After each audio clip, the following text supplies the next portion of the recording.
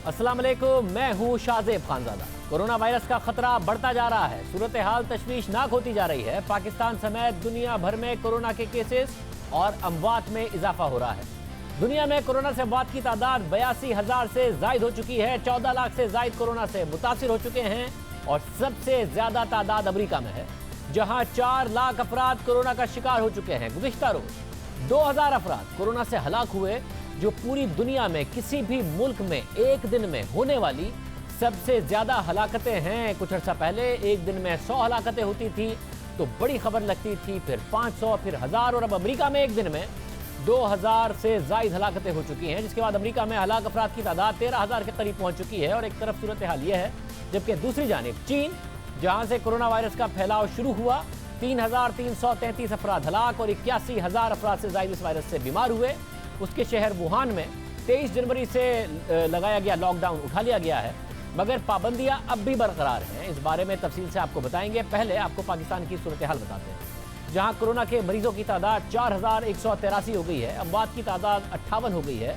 और corona virus के मरीजों का पता चलाने के लिए पाकिस्तान में सबसे बड़ा मसला टेस्ट किट्स की फराहमी का है। दुनिया में जहां जहां कोरोना को कंट्रोल किया गया वहां ज्यादा टेस्ट किए गए, चाहे सिंगापुर की मिसाल हो, चाहे जर्मनी की मिसाल हो। सूबों की पाकिस्तान में शिकायत है कि उनके पास टेस्ट करने की सलाहियत ही नहीं है। वफाक की तरफ से उन्हें टेस्टिंग किट्स नहीं दी गई। ये शुबा भी जाहिर किया गया कि कोरोना वायरस के लिए जो टेस्टिंग किट्स दरामद की गई उनकी क्वालिटी ठीक नहीं थी, मगर अब हुकूमत की तरफ से वाज़े तौर पर बताया गया है कि टेस्टिंग किट्स मंगाई जा रही हैं, बड़ी तादाद में मंगाई जा रही हैं, अच्छी क्वालिटी की होंगी, जिस पर तमाम सूबों का कंसेंसस है। आज वज़ीर आज़म इमरान खान के साथ ब्रीफिंग में मौजूद चेयरमैन एनडीए में लेफ्टिनेंट जनरल मोहम्मद अफजल ने यह ऐलान किया। टेस्टिंग किट सर 1 लाख आज रात को आ रही हैं। वो कंपनी है जो जिसके ऊपर सबका कंसेंसस है। तो 35,000 हम सिंध को दे रहे हैं, 15,000 बलूचिस्तान को दे रहे हैं और 25,000 केपी और इसमें बांटेंगे।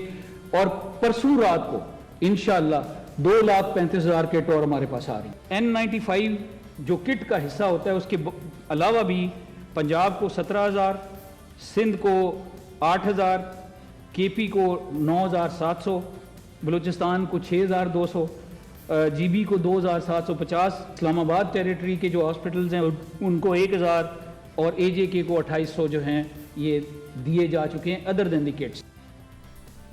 टेस्टिंग किट्स आ रही हैं, सूबों को दी भी जाएंगी। कल हमारे शो में मौजूद थे वज़ीर आला सिंध मुराद अली शाह। उन्होंने तहफ़्फ़ुज़ात का इजहार किया था। पाकिस्तान में रोज़ाना तकरीबन 3,000 टेस्ट हो रहे हैं, 40,000 के करीब तादाद, जो कि बहुत कम है, जिसकी वजह से ये खदशा बार बार जाहिर किया जा रहा है कि असल में जो इस वक्त कोरोना से मुतासिरीन की तादाद है वो बहुत ज़्यादा हो सकती है। आज मीडिया ब्रीफिंग में वज़ीर आज़म इमरान खान ने एक बहुत अहम बात की, वो बात जिसमें सबका फ़ायदा है, हम सबका फ़ायदा है, जिस पर अमल करना सबके लिए ज़रूरी है। अगर आप अपने प्यारों और बुज़ुर्गों से प्यार करते हैं, अगर आप चाहते हैं कि लॉकडाउन हटे, मुल्क में मईशत का पहिया चले, तो वज़ीर आज़म का ये पैगाम सुने और इस पर अमल करें। आपको एहतियात करने की बहुत ज़रूरत है।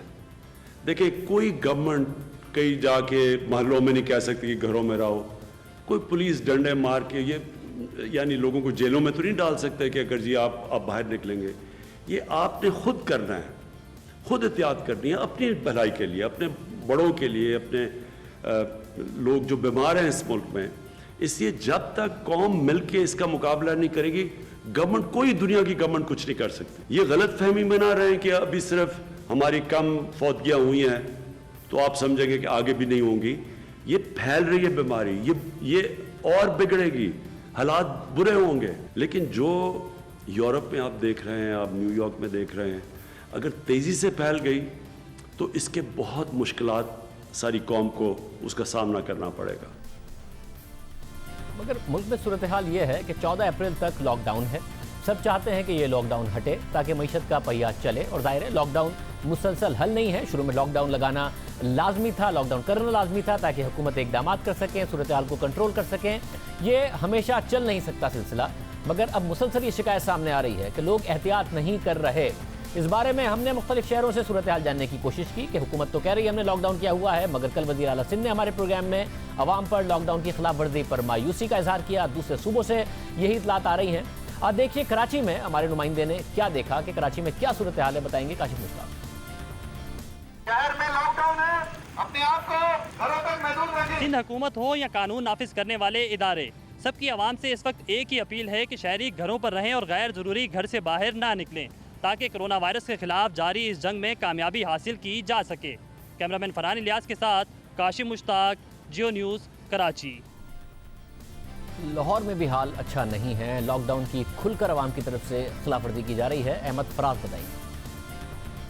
पंजाब में 23 मार्च के बाद यानी कि 24 मार्च से जो है वो लॉकडाउन का हुक्म दिया गया था, लेकिन हम देख रहे हैं कि ना सिर्फ लाहौर में बल्कि पूरे पंजाब में पंजाब हुकूमत की जानिब से लॉकडाउन पर सही तरह अमल दरामद नहीं करवाया जा रहा।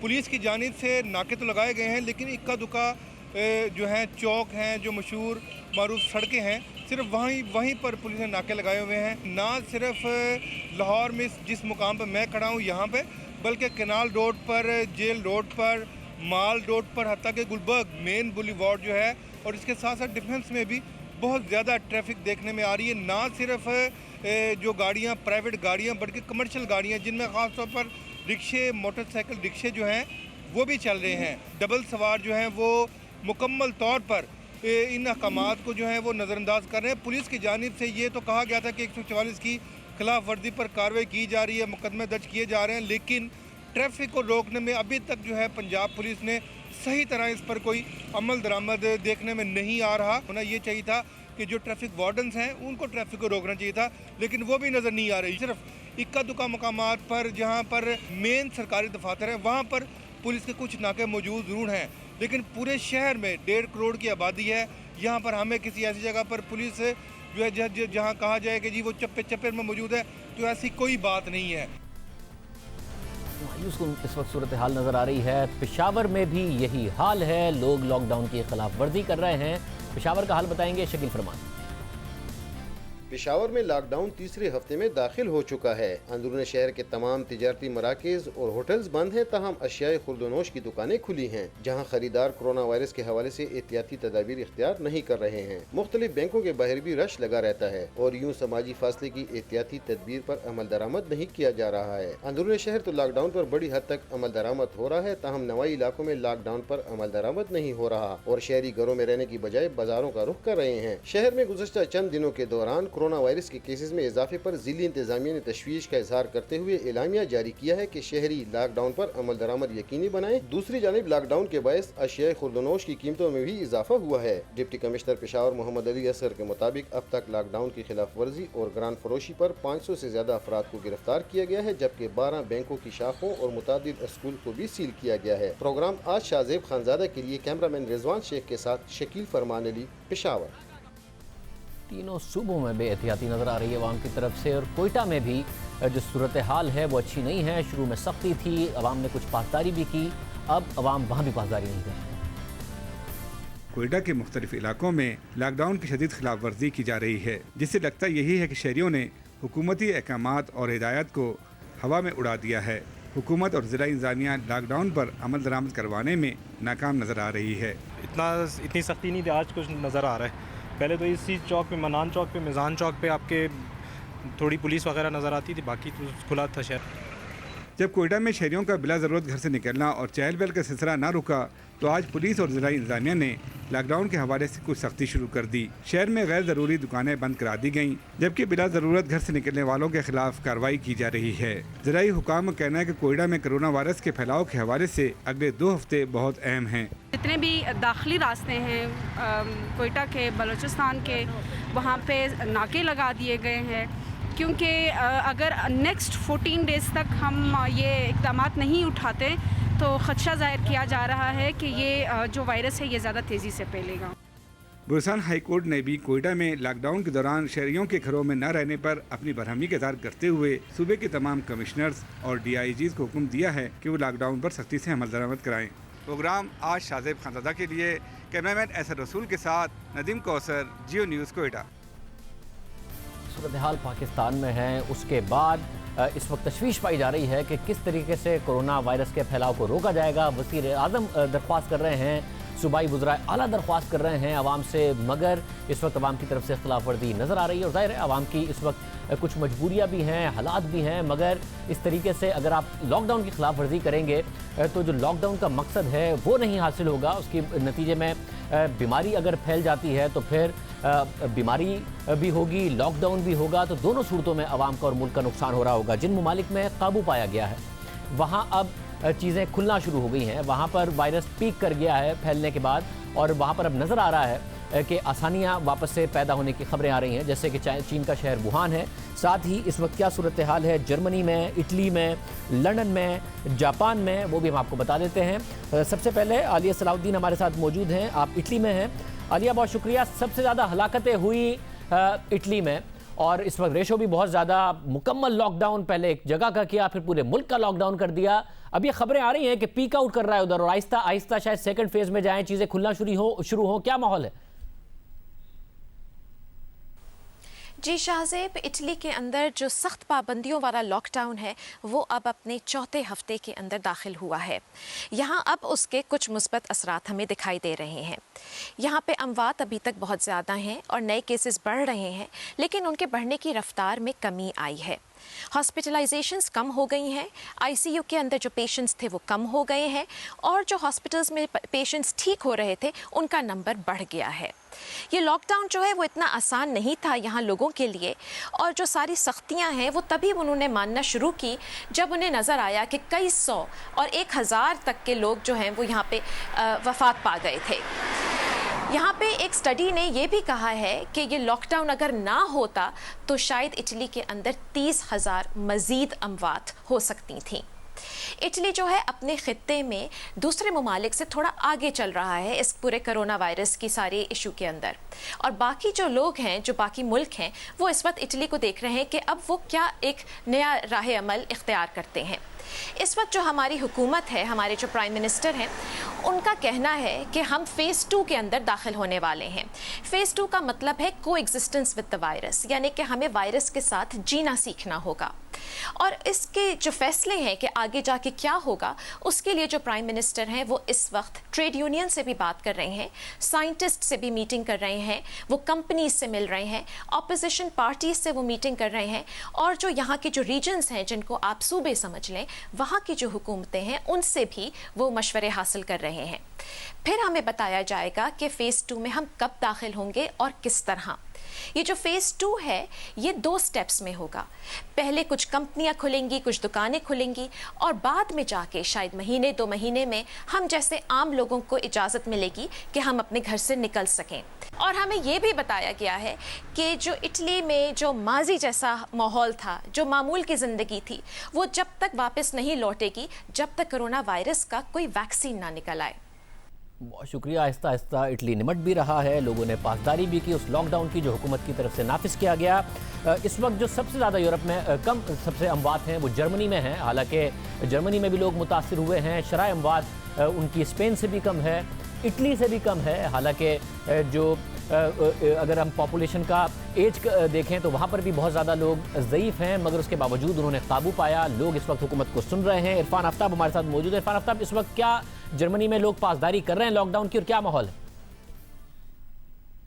जी शाहजेब, दुनिया भर के बेशतर ममालिक की तरह इस वक्त जर्मनी में भी कोरोना वायरस की आलमी वबा के बायस मुल्क लॉकडाउन नाफिज है, और बाहर के इस दिलकश मौसम के बावजूद यकीन मानिए जर्मन शहरियों की जो आदत के बिल्कुल बरक्स वो इस वक्त घरों पे बैठे हुए हैं, क्योंकि इस धूप में लोग स्विमिंग और साइकिलिंग पर सैर व तफरी के लिए बाहर निकलना चाहते हैं, लेकिन अवाम कोरोना वायरस की इस गैर मामूली सूरत हाल उनको इसका अंदाज़ा भी है, इसलिए वो समझते हैं कि इस वक्त हुकूमती जो हिफाजती तदाबीर हैं उन पर अमल करना ज़रूरी है, और वो घर से ही होम ऑफिस यानी घर से ही तमाम काम जो है दफ्तरी काम वो कर रहे हैं। जहाँ तक आदाद शुमार का ताल्लुक है तो जर्मनी में आज 8 अप्रैल तक कोविड-19 से हलाकतों की जो तादाद है वो 2000 से ज़ायद बताई जा रही है, जबकि इस वायरस का शिकार होने वाले अफराद की तादाद 1,08,000 तक पहुँच चुकी है।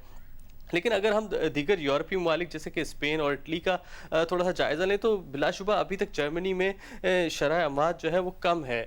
इसकी मुख्तलिफ वजूहात हो सकती हैं, जैसे कि सबसे पहले तो यहाँ का जो निज़ाम सेहत है वो इंतहाई मुस्तहकम और मौसर है, फिर बर वक्त लोगों के टेस्ट करवाने की कोशिशें, फिर अब चूँकि मसीही बरादरी का जो त्यौहार है ईस्टर उसकी भी आमद है और हुकूमत पर भी कुछ दिन से शदीद दबाव था कि लॉकडाउन में किसी हद तक नरमी बरती जाए, लेकिन चांसलर मैकेल ने फिर वाज़े तौर पर इस हंगामी सूरत हाल को कम अज़ कम 19 अप्रैल तक यहाँ जर्मनी में जारी रखने का ऐलान कर दिया और लोगों से इस मजहबी त्यौहार पर भी घरों पर ही रहने की गुजारिश की जा रही है।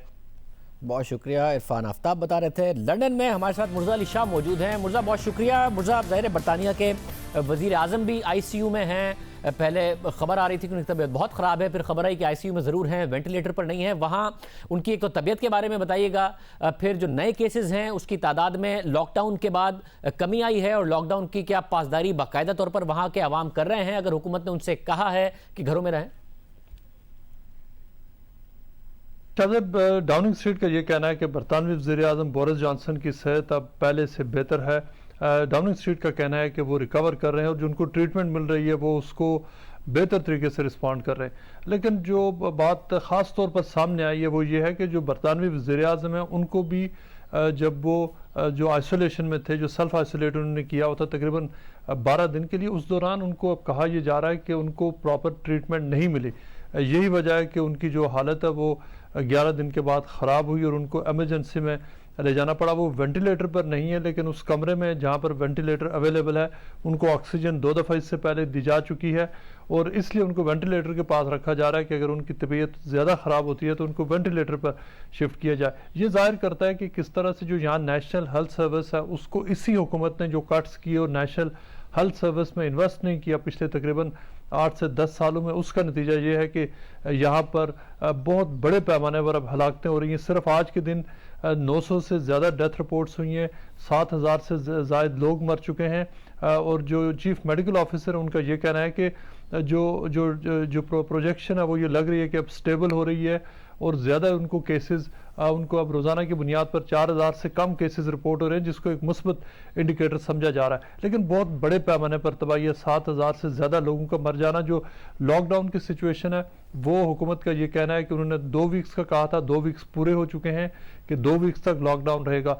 अब जो हुकूमत वज़रा है वो इंडिकेट कर रहे हैं कि उनको अब नहीं पता कि लॉकडाउन कितना अरसा चलना है। लंदन मेयर सादिक खान और जो मुख्तलिफ जो स्कॉटलैंड में, आयरलैंड में और बरतानिया के अंदर जो लीडर्स है, अब वो ये कह रहे हैं, सादिक खान ने खास तौर पे ये कहा है कि उन्हें कुछ नहीं बता सकते कि ये लॉकडाउन कब चलना है। 10 डाउनिंग स्ट्रीट का ये कहना है कि वो एटलीस्ट अब देख रहे हैं कि 2 मज़ीद हफ्ते जो लॉकडाउन जारी रहेगा, चूँकि हुकूमत की यहाँ पे असेसमेंट ये है कि जो लॉकडाउन है उसके मुस्बत नताइज सामने आ रहे हैं, इसलिए कि जो रिपोर्टिंग रेट है वो फ्लैट हो रहा है। हालांकि डेथ्स बढ़ी हैं लेकिन नए केसेस कम आ रहे हैं। 95% केसेस में यहाँ पे लॉकडाउन को लोग स्ट्रिक्टली ऑब्जर्व कर रहे हैं, रोड्स खाली हैं और जो हमने देखा अभी तक जो पैटर्न हमारे सामने आया कि जो एक दफ़ा घर से निकलने की लोगों को इजाज़त है और वो उसी को फॉलो कर रहे हैं। लोग जा रहे हैं अपनी ग्रॉसरी ख़रीदने के लिए, मुख्तलिफ एक दफ़ा वॉक के लिए बाहर जाते हैं, लेकिन इसके अलावा जो जनरल जो वायलेशन है वो सामने वो नज़र नहीं आ रही। बहुत शुक्रिया। मुर्जा अली शाह बता रहे हैं लंदन में भी लोग पासदारी कर रहे हैं। इरफान सिद्दीकी हमारे साथ जापान से मौजूद है। इरफान, बहुत शुक्रिया। जापान में इमरजेंसी, फिर एक बहुत बड़ा पैकेज अनाउंस किया गया है हुकूमत की तरफ से जो कोरोना के असरात की वजह से आवाम के लिए। इस वक्त क्या सूरत हाल है वहाँ?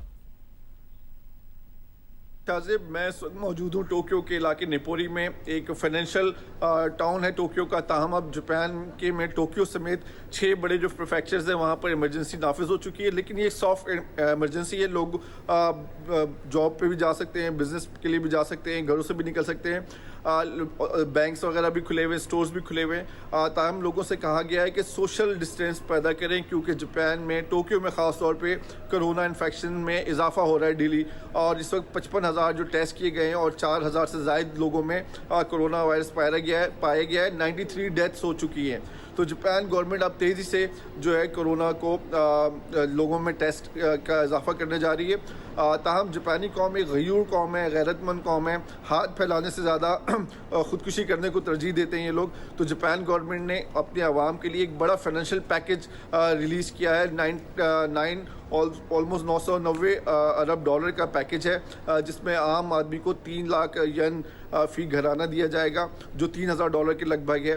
और जो छोटी कंपनीज़ हैं उनको $10,000 का सब्सिडी दी जाएगी, और जो दरमियानी कंपनी उनको $20,000 की सब्सिडी दी जाएगी, और जो अच्छी मेजर कंपनीज जहाँ पे काफ़ी लोग मुलाजमत करते हैं उनको $6 लाख तक का बिला सूद कर्जा दिया जाएगा। तो जापान गवर्नमेंट कोशिश कर रही है कि लोगों को इनफ फाइनेंशियल पैकेज उनके घर पे पहुँचा के उनको इतना रिलीफ देने के बाद थोड़ी सी मज़ीद सख्ती करे, ताकि लोगों को फाइनेंशियली कोई प्रॉब्लम ना हो और घर में वो रह के कोरोना का मुकाबला कर सके। बहुत शुक्रिया इरफान सिद्दीकी, हमें जापान की सूरत हाल से आगाह कर रहे थे। कोरोना वायरस का फैलाव रोकने के लिए दुनिया भर में चीन के मॉडल पर अमल किया जा रहा है और लॉकडाउन की हिकमत अमली इख्तियार की जा रही है, जिसके नताइज भी अब मुख्तलिफ शहरों में सामने आ रहे हैं। जबकि खुद चीन के शहर वुहान में, जहां से सबसे पहले कोरोना वायरस का फैलाव शुरू हुआ और देखते ही देखते पूरी दुनिया में फैल गया, वहां आज 76 दिन के बाद लॉकडाउन उठा लिया गया है। चीनी हुकाम ने 1 करोड़ 10 लाख से ज्यादा आबादी वाले शहर में आवाम को सरगर्मियां बहाल करने की इजाजत दे दी है, मगर पाबंदियां अब भी बरकरार हैं। शहर में चहल पहल का आगाज हो गया है। 2.5 महीने से सुनसान सड़कों पर ट्रैफिक चलना शुरू हो गया है। फ्लाइट ऑपरेशन और ट्रेन सर्विस भी शुरू कर दी गई है। फैक्ट्रियां खोल दी गई हैं। बरतानवी अखबार गार्डियन के मुताबिक एक चीनी एयरलाइन के मुताबिक वुहान शहर से चीन के 3 मुख्तलिफ शहरों के लिए 30 फ्लाइट्स ऑपरेट की जा रही हैं। इसी तरह रेलवे हुकाम के मुताबिक ट्रेन सर्विसेज बहाल होने पर तकरीबन 55,000 मुसाफिरों ने वुहान से बाहर जाने के लिए बुकिंग कराई है, जबकि तवील फासले की बस सर्विस भी बहाल कर दी गई है। और यह सब इसलिए क्योंकि वुहान में अचानक लॉकडाउन का ऐलान किया गया। जो दूसरे शहरों के लोग वुहान में मौजूद थे, चीन ही के दूसरे शहरों के लोग, वो वहां फंसकर रह गए और अब उन्हें 76 दिन बाद वहां से निकलने का और अपने खानदान के पास जाने का मौका मिला है। शाहराएं भी ट्रैफिक के लिए खोल दी गई हैं, मगर इन सब के बावजूद पाबंदियां भी बरकरार हैं। तालीमी इदारे बदस्तूर बंद हैं। चीनी हुकाम वुहान के शहरियों को महदूद तौर पर बाहर निकलने का कह रहे हैं और रश वाली जगह पर जाने से मना कर रहे हैं, जबकि कुछ रिहायशी कंपाउंड्स को बदस्तूर बंद रखा गया है। वहां पर सख्त चेकिंग हो रही है और वहां पर मकामी सिक्योरिटी तैनात है। ऐसे अपार्टमेंट जिनका कोई मरकजी, दाखिली और खारजी दरवाज़ा नहीं है, उन्हें बंद रखा गया है। चीनी हुकाम की जानिब से शहरियों को हिदायत की गई है कि वो शहर और सूबे में उसी वक्त निकलें जब ज़रूरत हो और अवामी मकामात पर जाते हुए मास्क पहनें। CNN के मुताबिक ऐसे रिहायशी जिन्हें हुकूमत की जानिब से मोबाइल पर एक कोड दिया गया है, जिसका मतलब है कि वो सेहतमंद हैं और सफ़र के लिए महफूज हैं, उन्हें उस वक्त तक काम पर जाने की इजाज़त दी गई है जब तक कि उन्हें उनकी कंपनी की जानिब से कोई लेटर जारी नहीं किया जाता। उसी वक्त वो जा सकते हैं जब उनके पास लेटर होगा। इसी तरह ऐसे रिहायशी इलाकों में जहां गुज़िश्ता 14 दिनों के दौरान कोरोना का कोई केस रिपोर्ट नहीं हुआ, ऐसे इलाकों में भी सिर्फ मोबाइल में कोड रखने वाले हर घर के एक शख्स को एक दिन में सिर्फ 2 घंटे तक घर से बाहर निकलने की इजाज़त दी गई है कि वो घर का सामान ला सके। इन पाबंदियों से मुतालिक चीन के सरकारी अखबार पीपल्स डेली का कहना है कि 0 केसेस नहीं आए तो इसका मतलब ये नहीं है कि 0 रिस्क है, यानी ख़तरा अभी भी मौजूद है। और अपने शहर के दरवाजे खोलने का मतलब ये नहीं है कि अपने घर के दरवाजे खोल दिए जाएं। ये बाकायदा तौर पर हुकूमत की तरफ से कहा जा रहा है। और ये वायरस ख़तरनाक है और इस वायरस को अब आहिस्ता आहिस्ता इस वक्त जो दुनिया के साइंसदान हैं, जो दुनिया के डॉक्टर्स हैं, वो समझ रहे हैं कि ये फेफड़ों में फैलता कैसे है, किस तरीके से बुरी तरह मुतासिर करता है। अमेरिकी अखबार न्यूयॉर्क टाइम्स ने जॉर्ज वाशिंगटन अस्पताल में ज़ेरे इलाज कोरोना के मरीज से मुतालिक एक वीडियो अपनी वेबसाइट पर जारी की है। आप सब देखिए और समझिए कि ये वायरस कितना ख़तरनाक है और आप सबके लिए एहतियात कितनी ज़रूरी है। चाहे आप जवान हो या फिर आपकी उम्र ज़्यादा हो, आपको ये समझने की ज़रूरत है कि एक दफ़ा अगर ये वायरस आपके फेफड़ों को मुतासिर कर देगा तो फिर आप जवान हो तो हो, ये आपकी जान ले सकता है। You're looking at a virtual reality image of a corona का एक मरीज जो वाशिंगटन डीसी में जॉर्ज वाशिंगटन अस्पताल में ज़ेरे इलाज है, हम उसके वर्चुअल रियलिटी इमेज पर काम कर रहे हैं। ये मरीज एक सेहतमंद 59 बरस का मर्द है, मगर इसे हाई ब्लड प्रेशर का मसला है। ये तस्वीर जो आप देख रहे हैं, इससे कुछ दिन पहले मरीज में कोरोना वायरस तो मौजूद था, मगर इसकी कोई अलामात सामने नहीं आई थी। मगर अब जहाँ जहाँ हरे निशानात हैं, इससे अंदाज़ा लगा सकते हैं कि फेफड़ों के टिश्यूज़ को इस वायरस ने किस तरह मुतासिर किया है। कुछ लोगों के लिए वायरस कम नुकसानदेह होता है। चीन के अस्पताल में जब कोरोना से 54 लोग मरे तो उनमें से 50 लोगों में ARDS का मसला लाहक हो गया था, जिसका मतलब है एक्यूट रेस्पिरेटरी डिजीज सिंड्रोम। ये सिंड्रोम ऑक्सीजन को फेफड़ों तक पहुंचने से रोकता है। बहुत करीबी ताल्लुक है उन लोगों में जिनको ARDS हो जाता है और जो मर जाते हैं, क्योंकि इसमें सांस लेना मुश्किल हो जाता है। Here's what's actually happening when you get ARDS. जब हम सांस लेते हैं तो ऑक्सीजन हमारी सांस की नाली से फेफड़ों में जाती है और फिर खून में शामिल होकर दिल और जिस्म के दीगर हिस्सों में चली जाती है। कोरोना वायरस फेफड़ों से खून में ऑक्सीजन जाने के रास्ते में दीवार बना देता है, जिससे ऑक्सीजन की खून में रसाई मुश्किल होती जाती है।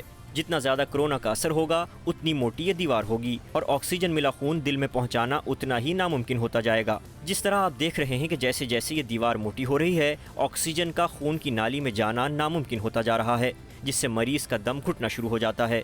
जब आप बीमार हों तो आप खुद अपने आप से पूछें कि वायरस ने आपको कम मुतासिर किया है या ज़्यादा। इसकी बड़ी निशानी यह है कि आपको सांस लेने में कितना मसला हो रहा है, क्योंकि अगर सांस लेना ज़्यादा मुश्किल हो गया है, इसका मतलब है कि कोरोना वायरस आपके फेफड़ों को बुरी तरह मुतासिर करने में कामयाब हो गया है। चीन के अस्पतालों में दाखिल किए गए मरीजों के मुताले से पता चला कि कोरोना से मुतासरा 56% वो लोग जो इतने बीमार थे कि उन्हें अस्पताल में दाखिल होना पड़ा, उनके फेफड़ों का जब स्कैन किया गया तो शुरू में कोई अलामात नहीं थीं, मगर तीसरे से 5वें दिन के दरमियान 91% मरीजों में सांस लेने के शदीद मसाइल पैदा हो गए। जैसे ही RDS के फेफड़ों में असरात आना शुरू हो जाएं, तो ये कोरोना वायरस के मरीजों में किसी भी दूसरी बीमारियों के मुकाबले में बहुत तेजी से फैलता है।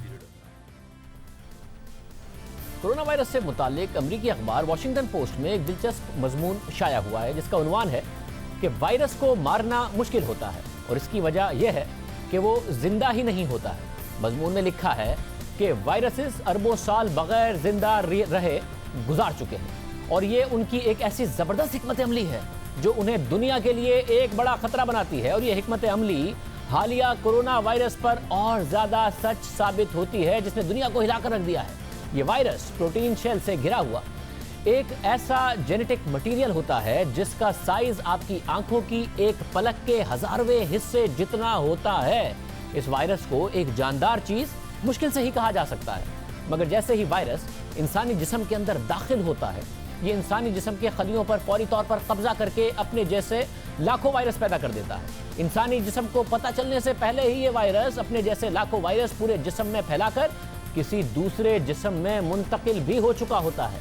ये किसी जिस्म में जान से मारने जितना ताकतवर हो जाता है और कुछ अजसाम को इतना कम मुतासिर करता है कि उन्हें पता भी नहीं चलता, या वो थोड़ी तबीयत खराब होने के बाद ठीक हो जाते हैं। और अभी तक हमारे पास इस वायरस को रोकने का कोई तरीका नहीं है। सांस की नाली के जरिए फेफड़ों को मुतासिर करने वाले वायरसेस या तो नाक से दाखिल होते हैं या फिर गले से। या तो ये वायरस नाक और गले में तेजी से फैलकर तबीयत खराब करते हैं या फिर ये गले से नीचे फेफड़ों में चले जाते हैं। फेफड़ों में ये नाक और गले के मुकाबले में आहिस्ता आहिस्ता फैलते हैं, मगर अगर ये फेफड़ों में फैलना शुरू हो जाए तो आपकी जान ले सकते हैं। नया कोरोना वायरस आमतौर पर सांस की नाली के ऊपर के हिस्से में रहता है, जहां ये छींक या खांसी के जरिए फौरी तौर पर किसी दूसरे मरीज में मुंतकिल हो जाता है, मगर कुछ मरीजों में ये फेफड़ों के बिल्कुल अंदर घुस जाता है, जहां ये जान से मारने की सलाहियत रखता है। इस वायरस की एक और सलाहियत यह है कि मरीजों में इसकी अलामात सार्स वायरस के मुकाबले में देर से आती हैं, जिसकी वजह से मरीज को खुद भी इस वायरस की मौजूदगी का पता चलने से पहले ये दूसरे लोगों को मुंतकिल कर चुका होता है। गुज़िश्ता 100 सालों में कोरोना जैसे वायरस पूरी दुनिया में तबाही मचा चुके हैं। 1918, 1957 और 1968 के फ्लू और फिर सार्स, मर्स और एबोला ने दुनिया को हिलाकर रख दिया था। कोरोना की तरह ये वायरस भी किसी जानवर से इंसान में मुंतकिल हुए थे और ये तमाम वायरसेस फैलाव में बहुत आसान है और इस वक्त इनको मारना बहुत मुश्किल नज़र आ रहा है। कोरोना के वायरस को मारना मुश्किल नज़र आ रहा है क्योंकि इसका फैलाव बाकी तमाम वायरसेस के मुकाबले में बहुत ज़्यादा आसान है और अगर ये किसी इंसान के जिस्म में ना हो तो ये बेअसर होते हैं वायरसेस आमतौर पर और उनमें ज़िंदगी नहीं होती है, ना ही उनका कोई मेटाबॉलिज्म होता है, ना ये हरकत कर सकते हैं, ना ही एक वायरस मज़ीद वायरसेस को पैदा कर सकता है, मगर ये इस तरह लंबे अरसे रह सकता है। हालिया लेबॉर्ट्री रिसर्च के मुताबिक हालांकि कोरोना वायरस एक इंसानी जिस्म के बाहर चंद मिनट या घंटों में अपनी अफादियत खो देता है, मगर फिर भी इस वायरस के कुछ ज़रात मुतासिर करने की सलाहियत रखते हैं और जैसे ही ये इंसानी जिस्म में दाखिल होता है तो ये अपने हज़ारों कॉपीज़ चंद घंटों में बना लेता है। और जिस्म इससे लड़ने के लिए दिफाई केमिकल्स रिलीज करता है, जिसमें बुखार बढ़ता है, जिसमें जरासीम मारने वाले सफ़ेद खून के खलिए वायरस से लड़ते हैं और इसी दौरान इंसान बीमार हो जाता है, क्योंकि बदकिस्मती से इंसानी जिस्म में इन वायरस से लड़ने की सलाहियत ज़्यादा नहीं होती है और ये वायरस खतरनाक वायरस है, इसलिए तमाम लोगों को इसे संजीदा लेना चाहिए। तो हम एक ब्रेक शामिल करते हैं, मज़ीद आम खबरों पर बात करेंगे।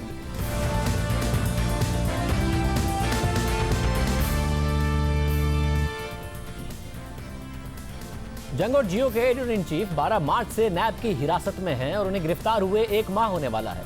ट्रायल कोर्ट में केस की समाअत हो रही है। साथ ही लाहौर हाई कोर्ट में भी जमानत की दरख्वास्त दायर की गई है, जिसकी गुज़िश्ता रोज समाअत हुई। मीर शकील उर रहमान के वकला एतजाज हसन और अमजद परवेज ने दलाइल दी और वकला ने मौक़िफ़ इख्तियार किया कि अगर 34 साल पहले खरीदी गई जमीन का जुर्म साबित नहीं होता तो मीर शकील उर रहमान को गिरफ्तार क्यों किया गया, उन्हें जमानत क्यों नहीं दी जा रही। नैब का मीर शकील को जिस्मानी रिमांड में रखने का मकसद क्या है। नैब तफ्तीश मुकम्मल करके ट्रायल शुरू क्यों नहीं करता। आखिर जुर्म हुए बगैर किसी शख्स को गिरफ्तार और जमानत से महरूम कैसे रखा जा सकता है।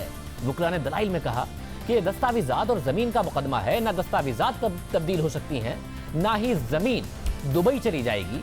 मुल्जिम को जमानत ना देने का क्या जवाब है। नैब तहकीकात जारी रखे, मुकम्मल ताउन कर रहे हैं, लेकिन मीर शकील उर रहमान को मुकदमे से डिस्चार्ज किया जाना चाहिए। वकला ने मौक़िफ़ इख्तियार किया कि मीर शकील उर रहमान उम्र रसीदा और बीमार हैं, जमानत पर रिहा किया जाए, वो कहीं नहीं जाएंगे। नैब मीर शकील उर रहमान के खिलाफ केस साबित नहीं कर सका। जो इल्ज़ाम लगाया गया वो 2 प्राइवेट पार्टियों के दरमियान एक सिविल ट्रांजैक्शन थी। बैरिस्टर एतजाज हसन ने कहा कि यह नैब का केस नहीं बनता। मुतनाज़ अराज़ी के 7 अलॉटीज थे, उसमें मीर शकील उर रहमान तो अलॉटी थे ही नहीं। नैब जिसको चाहे मुल्जिम या गवाह बना लेता है, जिसे चाहे छोड़ देता है। एतजाज हसन ने कहा कि क्या नैब ने ऐसी कोई समरी पेश की जिस पर मीर शकील उर रहमान के दस्तखत हो, या ऐसी कोई दस्तावेज बरामद की जिससे मीर शकील उर रहमान का जुर्म साबित होता हो। ये DGLDA और उस वक्त के वजीर आला के दरमियान का मामला है, जिसका मीर शकील उर रहमान से कोई ताल्लुक नहीं। ये दस्तावेजी शहादतों का केस है। तमाम दस्तावेजी शहादतें नैब के पास मौजूद हैं। मीर शकील उर रहमान तो नैब से पूरा ताउन कर रहे हैं, फिर उन्हें पकड़ कर रखने का कोई जवाब नहीं, या वैसे ही नैब को उन्हें पकड़े रखने का शौक है। एतजाज हसन अदालत को बताया कि नैब का कहना है कि चेयरमैन नैब को वीडियो लिंक पर सारी सूरत हाल से आगाह किया गया। नैब के पहले जवाब में किसी वीडियो लिंक का जिक्र नहीं है। मैं दावे से कहता हूं कि कोई वीडियो लिंक नहीं था। नैब ने पहले जवाब में कहा था कि फैक्स के जरिए राब्ता हुआ, और अब कहा जा रहा है कि वीडियो लिंक के जरिए राब्ता किया गया। नैब ये भी तस्लीम कर रहा है कि मीर शकील उर रहमान पर बिजनेसमैन पॉलिसी का निफाज होता है। मीर शकील उर रहमान के वारंट गिरफ्तारी पहले जारी किए, इंक्वायरी बाद में की जा रही है। एतजाज हसन ने अदालत से दरख्वास्त की कि नैब से मीर शकील से इंक्वायरी की तमाम कार्रवाई की वीडियो रिकॉर्डिंग मंगवा ली जाए और सवालनामा लेने देने की बात सामने आ जाएगी, क्योंकि नैब अपनी कार्रवाई की वीडियो रिकॉर्डिंग करता है। एतजाज हसन ने कहा कि नैब ऐसी कोई दस्तावेज सामने ले आए जिसमें मीर शकील उर रहमान ने कोई गैर कानूनी रियायत मांगी हो। नैब खुद तस्लीम कर रहा है कि अभी इंक्वायरी मुकम्मल नहीं हुई। उन्होंने कहा कि कानून अदालत को मुल्जिम की न सिर्फ जमानत लेने का इख्तियार देता है, बल्कि गिरफ्तारी का अमल गैर कानूनी होने पर मुल्जिम को छोड़ने का भी इख्तियार देता है। ये अदालत की सवाबदीद है कि वो महज बॉन्ड पर मुल्जिम को रिलीज कर दे। नैब के प्रोसिक्यूटर ने अदालत को बताया कि यह मामला 2019 से ज़ेर इल्तवा है। नैब ने LDA से तमाम रिकॉर्ड मंगवाकर छानबीन के बाद मीर शकील उर रहमान को 5 मार्च 2019 को तलब किया, जिस पर अदालत ने कहा कि रिकॉर्ड पर तो मार्च 2020 लिखा है, जिस पर नैब के वकील ने मुआजरत करके तस्हीह की, लेकिन वो बार बार अदालत में तारीख और साल गलत बताते रहे और अदालत उनकी तवज्जो इस जानिब मबजूल कराती रही। नैब प्रोसिक्यूटर ने कहा कि जब मीर शकील उर रहमान ने सवालात के जवाब ना दिए तो चेयरमैन नैब को वीडियो लिंक के जरिए तमाम हकाइक से आगाह किया गया था, जिसके बाद उनके वारंट गिरफ्तारी जारी हुए। नैब प्रोसिक्यूटर के मुताबिक केस की तमाम कार्रवाई चेयरमैन नैब के इल्म में है और उनकी हिदायत पर तहकीकात की जा रही हैं। अदालत ने फरीकैन के तफसीली दलाइल सुनने के बाद मीर शकील उर रहमान की जमानत और हब्स बेजा की दरख्वास्तें खारिज कर दी। अदालत ने कहा कि मीर शकील उर रहमान मुनासिब मरहले पर जमानत पर रिहाई के लिए इसी अदालत से रुजू कर सकते हैं। ये क्या मामला हुआ, माहिर कानून और जियो के एडिटर इन चीफ के वकील अमजद परवेज साहब हमारे साथ मौजूद हैं। हम आपको बताते चलें कि नैब के तर्जुमान को भी हमने प्रोग्राम में शामिल होने की दावत दी है। प्रोग्राम लाइव है, वो इस वक्त भी हमें ज्वाइन कर सकते हैं और अपना मौक़िफ़ इस हवाले से दे सकते हैं। अमजद परवेज साहब बहुत शुक्रिया। सर आप लोगों की इस्तदा थी जमानत की, अदालत ने कहा है कि आप वापस भी आ सकते हैं जमानत के लिए, मगर इस वक्त आपका की जो इस्तदा थी वो मुस्तरद भी हुई, ये क्या मामला हुआ? देखिए, एक जो मिसकॉन्सेप्शन चल रहा है वो ये है कि जैसे अदालत आलिया के दरवाजे जमानत के तनाजुर में हमेशा के लिए हम पे बंद हो गए, ऐसा नहीं है। ऑर्डर पढ़ा नहीं किसी ने, इस ऑर्डर के अंदर लिखा हुआ है कि अभी केस चूंकि इनिशियल स्टेज ऑफ इंक्वायरी पे है, तो इस इनिशियल स्टेज पे अभी तक चूंकि उनका फिजिकल रिमांड चल रहा है, हाई कोर्ट इंटरवीन नहीं कर सकती। हाई कोर्ट ने जमानत के लिए इस ऑर्डर के अंदर लिखा है कि अप्रोप्रिएट स्टेज पे दोबारा अदालत से जमानत के लिए रजू किया जा सकता है। और सब आमतौर पर जब किसी को गिरफ्तार करे तो नैब का ज़ाहिर मौक़िफ़ होता है कि हमने इनसे कुछ निकलवाना है, या कोई भी मामला हो, किसी भी केस में कोई भी गिरफ्तार हो।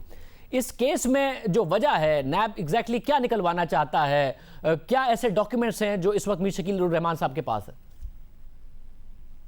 देखिए, गुजारिश ये शाहजेब साहब के अब तो ये मैटर ऑफ पब्लिक नॉलेज हो गया है कि मीर साहब के जो खिलाफ केस है वो 34 साल एक पुरानी ट्रांजैक्शन के मुतल्लिक है, और उस 34 साल पुरानी ट्रांजैक्शन का तमाम तर जो रिकॉर्ड है वो पब्लिक डॉक्यूमेंट्स हैं और एलडीए के रिकॉर्ड का हिस्सा है, और उस रिकॉर्ड को एडमिटली नैब कब्जे में ले चुका है।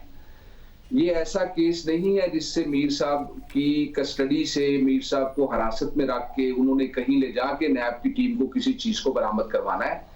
दस्तावेजी सबूत का केस है, वो तमाम डॉक्यूमेंट्री एविडेंस जो है वो नैब के कब्जे में है। लिहाजा मैं नहीं समझता कि इस केस के इन मखसूस हालात वाक़यात में जो है वो मीर साहब की फिजिकल रिमांड की जो एक्सटेंशन है वो बनती है। मतलब आपने पिछले प्रोग्राम में बताया था कि आपने अपनी पूरी वकालत के करियर में ऐसा केस नहीं देखा जिसमें इस तरीके से इस स्टेज पर गिरफ्तारी हुई हो। अब नैब के प्रोसिक्यूटर ने बताया कि जी वीडियो के जरिए बताया गया था, वीडियो लिंक के जरिए चेयरमैन नैब को, और फिर के जवाब नहीं मीर शकील उर रहमान के जवाब के हवाले से फिर गिरफ्तारी हुई उनकी इस तरीके से। ये क्या मामला हुआ है कि ज़ाहिर साहब ने कहा कि पहले आपने कहा कि फैक्स के जरिए बताया, फिर वीडियो के जरिए बताया, क्या इस वक्त तजाद है? मैं आपसे अर्ज करता हूं, देखें ये सारी बात तो इस ऑर्डर में नहीं है जो अदालत आलिया का ऑर्डर हमारे सामने आया है। इंटरेस्टिंग बात यह है कि जब हम रिट पिटीशन फाइल करते हैं तो उससे अदालत जो है वो नैब से जवाब तलब करती है। जो जवाब नैब ने लिख के अदालत में जमा करवाया है उसमें ये लिखा हुआ है कि हमने फैक्स के जरिए से डॉक्यूमेंट्स चेयरमैन नैब के साथ शेयर किए थे। ये जो उन्होंने तहरीरी जवाब अदालत में दाखिल कराया है, दौरान दलाइल उन्होंने ये कहा कि वीडियो लिंक के जरिए से उनको ब्रीफ किया था, जिसपे चौधरी एतजाज हसन साहब ने विदाउट फियर ऑफ कंट्राडिक्शन नैब को चैलेंज किया कोर्ट में कि आप वो वीडियो लिंक दिखा दें जो आपने जिस वीडियो लिंक पे ये सारा कुछ चेयरमैन नैब के साथ शेयर किया है, या आप वो फैक्स का रिकॉर्ड दिखा दें। तो उस बहस के दौरान तो नैब ना को वीडियो लिंक के साथ इन दस्तावेजात का चेयरमैन नैब के साथ शेयर करने का कोई रिकॉर्ड दिखा सकी है, और ना ही फैक्स का रिकॉर्ड जो है वो कोई ऐसा अदालत के सफ़े मिसल पे लाया गया है। मतलब अगर ज़ाहिर फैक्स का पूरा रिकॉर्ड होता है, जब भी आप फैक्स भेजते हैं, आप मौसूल करते हैं, इस बात की अहमियत कितनी है कानूनी तौर पर कि लिख के दे रहे हैं कि जी फैक्स के जरिए बताया चेयरमैन नैब को, फिर अदालत में बता रहे हैं कि नहीं जी हमने वीडियो लिंक के जरिए बताया, ये कितनी अहमियत है इस बात की? देखिए, नैब जब एक स्टांस लेती है कि ये एक्सरसाइज, ये कार्रवाई हमने इस तरीके से की थी और फिर उसकी एविडेंस नहीं ला सकती, तो आपके सामने है कि जब आप एक मौक़िफ़ लेते हैं और उस मौक़िफ़ की तायीद में फिर कोई शहादत नहीं लेके आते तो आपके मौक़िफ़ को गलत समझा जाता है। मतलब ये बड़ी अहम बात है क्योंकि ज़रा आपकी तरफ से कहा गया था कि पहले ही माइंड बनाया हुआ था कि गिरफ्तार करना है, जब पेश हुए नैब की तरफ से कहा गया था नहीं, बाद में वारंट आए हैं इस्लामाबाद से लाहौर, कैसे वारंट पहुँचे? अब ये बड़ा अहम मामला होगा। मगर मुझे साथ में बताइए कि दो चीज़ें क्या अभी तक इस्टेब्लिश की हैं कि अगर करप्शन कोई की हो इस सारे के सारे मामले में, और ज़ाहिर जो ज़मीन है वो एलडीए की है, आप ये कह रहे हैं कि कोई कानून की खिलाफ वर्जी नहीं हुई, कोई ऐसा मामला नहीं हुआ। जो एलडीए है उसने अभी तक कहा कि कोई कानून की खिलाफ वर्जी हुई थी क्योंकि ज़मीन तो उनकी है। सुप्रीम कोर्ट ऑफ पाकिस्तान 1957 से लेके 2017 तक 1957 से लेकर 2017 तक ये कहती आ रही है कि जब किसी शख्स पे कोई इल्जाम ऐसा होगा जिसका ट्रायल दो कवानीन के तहत हो सकता हो, तो कानून ये कहता है कि आप एग्जेक्टिव को, सरकार को ये इख्तियार नहीं देंगे कि वो अपनी मर्जी के फोरम का चुनाव करे, बल्कि जिस कानून में कम सजा होगी या जो कानून मोर स्पेसिफिकली उस इशू को डील करता होगा उसके तहत जुरिस्डिक्शन होगी इदारे को, और वो इदारा जो है एडमिटली एलडीए है। एलडीए के कानून में मौजूद है कि अगर किसी को कोई एक्सेस लैंड चली गई है उसने कैसे रिकवर होना है, किसी शख्स ने अगर एलडीए के कोई ड्यूज देने हैं उन ड्यूज की रिकवरी का क्या तरीकेकार है, अगर एलडी एक्ट के किसी प्रोविजन की किसी शख्स ने खिलाफ वर्जी की है तो उसकी जजा सजा के लिए शिकायत कुनिंदा कौन होगा, किस फोरम को शिकायत करेगा, वो फोरम अगर उस शिकायत को दुरुस्त उसके सामने वो शिकायत दुरुस्त साबित हो जाती है तो वो फोरम उसको क्या जजा सजा देगा। हमारा केस ये भी है कि नैब की जो मदाखलत इस मामले में है वो बेजा है, इसलिए कि एलडीए का एक्ट मौजूद है और वो डील ही इन्हीं बातों से करता है। जो नैब का कानून है ये तो एक जनरल लॉ है जो ओवरऑल करप्शन के केसेस के साथ डील करता है। और एक जो खूबसूरत फीचर है इस केस का, आज तक की तफ्तीश के मुताबिक, आज तक कल तक हमने कोर्ट में रिमांड लड़ा है, ये तीसरी एप्लीकेशन थी जो नैब ने फाइल की मीर साहब का रिमांड लेने के लिए। एक एडमिटेड फैक्ट है कि एक धेले की करप्शन का जो एविडेंस है वो अभी तक नैब नहीं ला सकी इतने दिनों की हिरासत के बावजूद, और महज टेक्निकल प्रोसीजरल बातों पे अपने केस को बना रहे हैं वो। बहुत शुक्रिया, आपने राय सुनी, वकील हमारे साथ मौजूद थे। प्रोग्राम में आगे बढ़ते हैं। वज़ीर-ए-आज़म इमरान खान ने 2 दिन पहले काबीना में बड़ी तब्दीलियां की, कुछ नए चेहरे शामिल किए, कुछ पुराने चेहरे वापस आए, कुछ वज़ीरों के कलमदान तब्दील किए गए और अब वज़ीर-ए-आज़म इमरान खान का एक बड़ा फैसला सामने आया है। वज़ीर-ए-आज़म इमरान खान ने शहरियार आफरीदी से वज़ीर मुमलिकत बराए नारकोटिक्स कंट्रोल का इजाफी कलमदान वापस ले लिया है। ये बड़ी तब्दीली है क्योंकि शहरियार आफरीदी की वजारत के दौरान एक high profile case Rana Sanaullah का सामने आया। नून लीग के रहनुमा पर हेरोइन स्मगलिंग का इल्ज़ाम लगाया गया। दिन दहाड़े उनकी गाड़ी से उनको निकाला गया और कहा गया कि उनकी गाड़ी में हेरोइन थी और उन्हें गुज़िश्ता साल 1 जुलाई को गिरफ्तार कर लिया गया। फिर तकरीबन 6 माह बाद लाहौर हाई कोर्ट ने उन्हें ज़मानत पर रिहा किया। राना सनाउल्लाह की गिरफ्तारी से रिहाई तक और उसके बाद भी शहरियार आफरीदी मुसलसल ये दावे करते रहे कि उनके पास वीडियो फुटेज मौजूद है, तमाम शवाहिद मौजूद हैं और वो ये तमाम शवाहिद अदालत में पेश करेंगे। उन्होंने शवाहिद तो अदालत में पेश नहीं किए मगर उनसे वजारत ले ली गई है। वो बड़े बड़े दावे करते रहे, चाहे वो नारकोटिक्स के हवाले से हो, राना सनाउल्लाह केस के हवाले से हो, मगर उनसे वजारत ही वापस ले ली गई है। इस दौरान शहरियार आफरीदी से असेंबली में, मीडिया टॉक शोज़ में, जहाँ भी उनसे शवाहिद मांगे गए, प्रेस कॉन्फ्रेंस में उनसे शवाहिद मांगे गए, उन्होंने ये मौक़िफ़ इख्तियार किया कि उनके पास बाकायदा तौर पर वीडियो फुटेज मौजूद है। इजाज़त दीजिए, अल्लाह हाफ़िज़।